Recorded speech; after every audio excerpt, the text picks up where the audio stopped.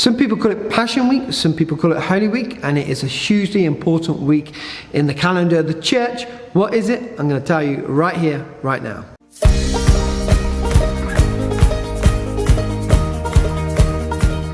So whether you call it Passion Week or Holy Week, it's a hugely important week in the church calendar that we travel through. It starts on Palm Sunday, goes through to Easter Sunday. I like to call it Passion Week, remembering Jesus' passion in going to the cross to bring us back into relationship with him, to be there to forgive us for our sins by taking them upon himself.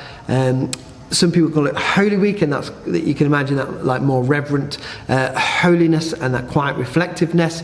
And it's a combination of both, remembering both what Jesus was doing and not stopping in going to the cross, knowing that he's going to be resurrected, but enjoying the agony on the cross of what happened, but also that holiness of the majesty of what he's done and as he travels through this week. Palm Sunday, the triumphal entry into Jerusalem. Different traditions, denominations around the world will celebrate different parts. Here in our church, we'll have a service for each day, a quiet service on the Monday, Tuesday and Wednesday. They call it Holy Monday, Holy Tuesday. Some people call it Spy Wednesday in the Eastern Orthodox tradition. You've got Maundy Thursday, where different churches will do different things. Some will have a meal or a communion service. You've got Good Friday, where people again have different services, or a walk of witness through their local town or city, reenacting Jesus' walk up to Golgotha, to the cross. Holy Saturday.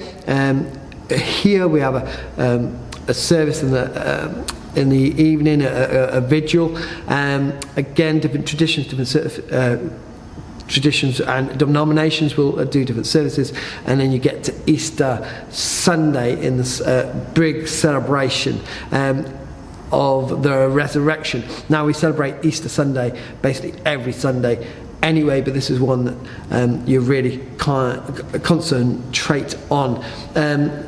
The Passion Week or the Holy Week is in the Bible. Matthew writes in 21 to 27, that's the chapters. Mark in 11 to 15, Luke from 19 to 23, and John in from 12 to 19. So you could just hear in how many chapters there are, like 6 in Matthew. It's a huge part of Jesus' ministry. It was a week. He had a ministry for 3 years, and he had a week there. And in these chapters we read, as I said before, about Jesus' triumphal entry. You've got the second cleansing of the temple.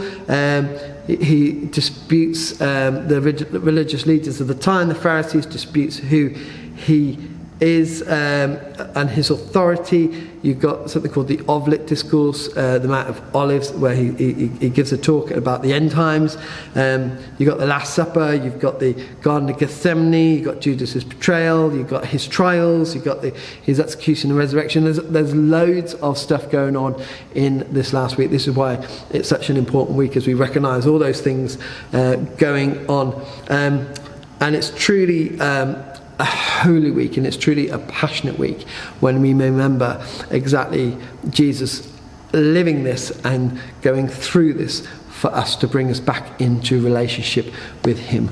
Passion Week, Holy Week, whatever you may call it, is a hugely important week in the church, remembering what Jesus did for us on the cross.